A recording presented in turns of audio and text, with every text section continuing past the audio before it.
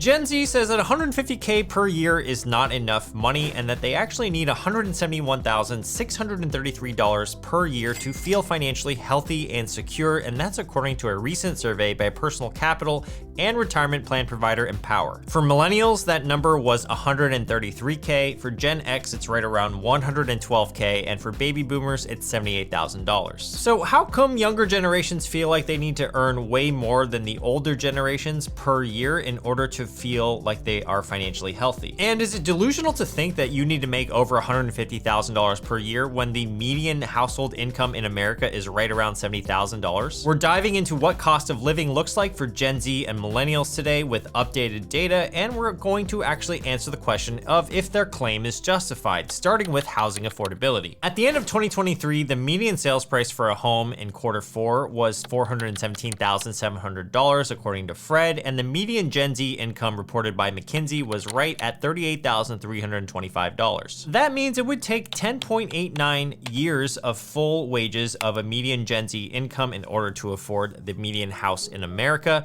and according to the same report, that Gen Zers are now spending 37.3% of their total gross income on housing. Now, it's not super realistic to assume that we can afford a $417,000 house on a Gen Z income of $38,000. That seems a little bit preposterous. But what if we made a little bit more money? The average Gen Z says that they define a high starting salary for their generation as $82,000 per year. But is that even enough? Let's do the math. Most banks and lenders want to see a debt to income ratio of 36%. That's the maximum percentage of your gross income that they want to see being taken up by all of your outstanding debts. So that's going to include your mortgage payment, your car payment, your credit card payments, and student loan payments. Now back to the Gen Zs. If you make the median income of $38,325 per year, that's going to be $3,193 per month. That means the monthly payment that you can get a loan for from the bank is going to be $3,193 times 36%, or about $1,149 a month. Here's the problem though, if we actually plug in the median home price of $417,000 with a 10% down payment,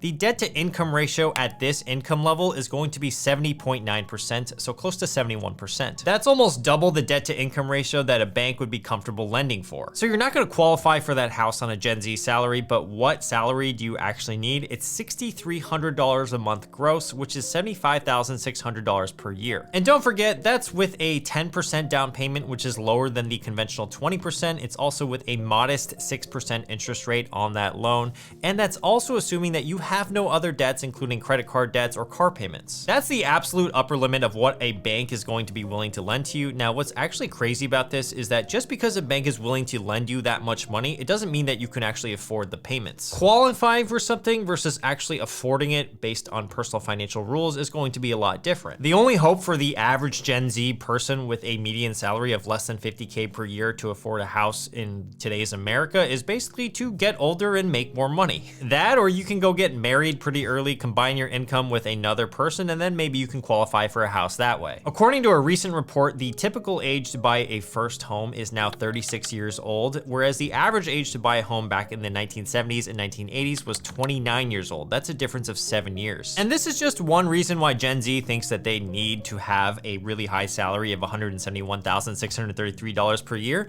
It's because home affordability is just not the same as it once was for, let's say, the Gen X or the baby boomers. Now, if you're enjoying this video so far, and before we go back to the 1980s to talk about the cost of living back then, make sure to subscribe to this channel. It's completely free, and we're on the road to 2 million subscribers, so I hope you join us. Back in the 1980s, the median income for a baby boomer was $27,230 per year, which comes out to around $2,269 per month. The median home price back then was $110,000, so in terms of home affordability, it would take the average baby boomer about 4 years of full wages in order to afford that house. Now, if we plug in the median home price of $110K with a down payment of 10%, as well as the baby boomer's salary, we can actually see that their debt to income ratio is right around 26%. That's a median home on a median income back then. Now compare that to the Gen Z stats from a little bit earlier, which was 70.9%. We can see how much it's changed. The other sad reality that it doesn't even take into account for is the fact that home prices on the East and the West Coast are just straight up disgusting. In California, the median sales price for a single family home averages $819,740,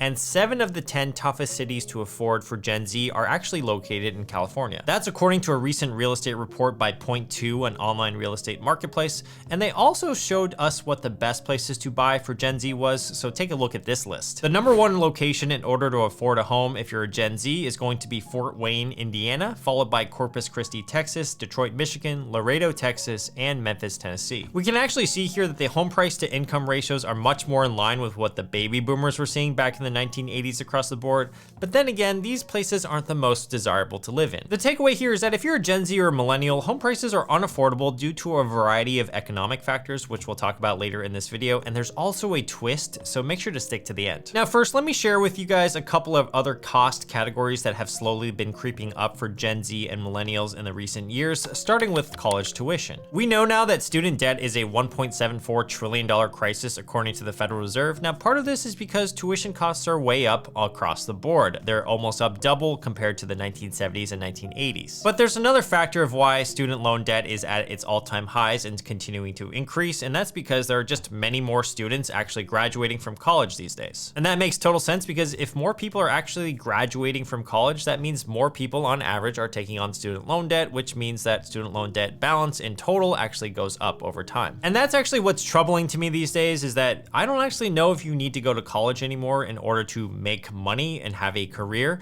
I would argue that the only reasons to go to college these days is if you're trying to specialize in a field like law, medicine, or maybe dentistry. If you're just studying business or perhaps getting a liberal arts degree, I don't know if college is that worth it for you, because you can get more of an ROI just getting real work experience or perhaps trying to make money on your own. But college does offer some intangible benefits. So I actually went to college when I was the age of 17, and because I grew up in a bubble of the Bay Area, I wasn't really too sure what I wanted to do, and everyone else was going to college at the same time I was, so I feel like that was the most accepted thing to do. It was positive in that it allowed me that time of exploration that I needed in order to figure out what I wanted to do and narrow down what I was actually into, besides downing bosses in World of Warcraft, of course, and I was actually a female night elf priest, by the way.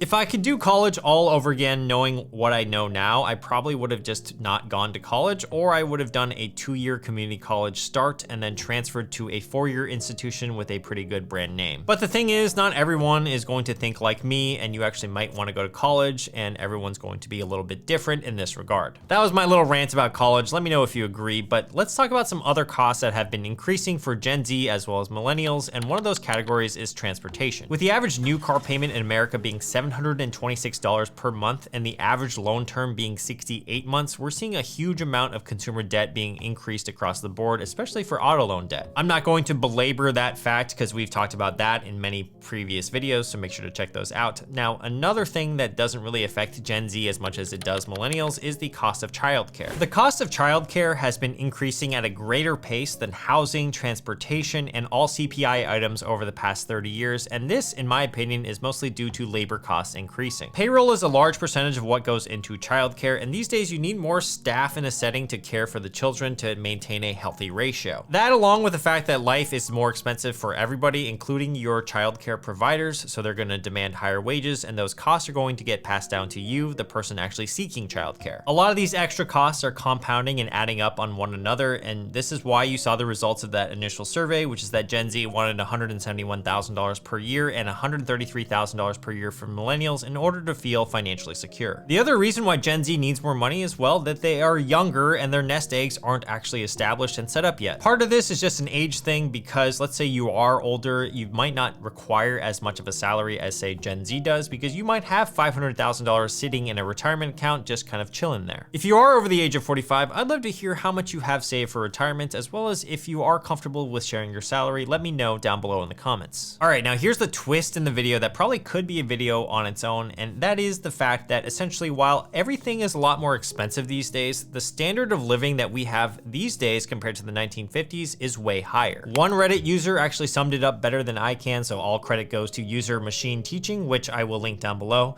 But essentially he points out that while you could have lived off a single income back in the 1950s, the standard of living was just way worse. In fact, according to census data, in 1940, half the homes in America didn't have complete plumbing, and in 1950s it was still over 1/3. We have a way higher standard of living now compared to the 1950s, and therefore costs of that standard are just going to be higher. Real wages, so wages that are adjusted for inflation, have been increasing over time, and these days we're actually able to afford a bigger basket of goods than previous generations were. My take is that while we can afford more of a CPI basket of goods these days, there are just way more things to spend your money on, like video game systems, an iPhone, or maybe those overpriced Stanley water bottles. And also the costs these days are gonna be way more in your face. People are way more vocal about it on social media, so you're just going to be more aware of how much everything costs because everyone's kind of putting it out there, and if you're on the internet, you're gonna see something about it. Now, if you wanna make sure you can actually afford the cost of living in today's age, there are some action items that you can take to make sure that you are financially secure. My personal favorite exercise that I've challenged a few of my friends to do is to track their expenses and try to live within their means. With 60% of Americans living paycheck to paycheck at the end of 2023, we just wanna make sure we're actually understanding how much we're spending on a monthly basis. Just by starting this one small habit of knowing where your money is going to give you such a financial foundation, and you're going to be more secure moving forward. So if you want an action item for today after this video, what you wanna do is go download your bank statements and your credit card statements for the past 2 to 3 months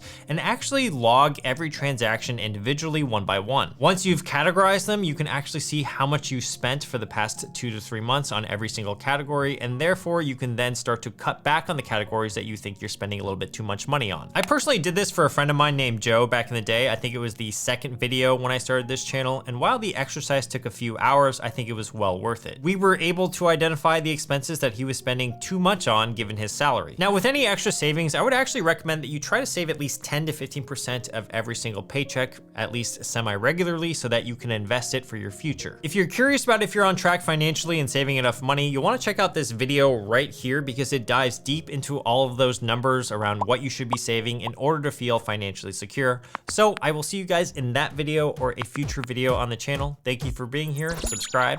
Peace.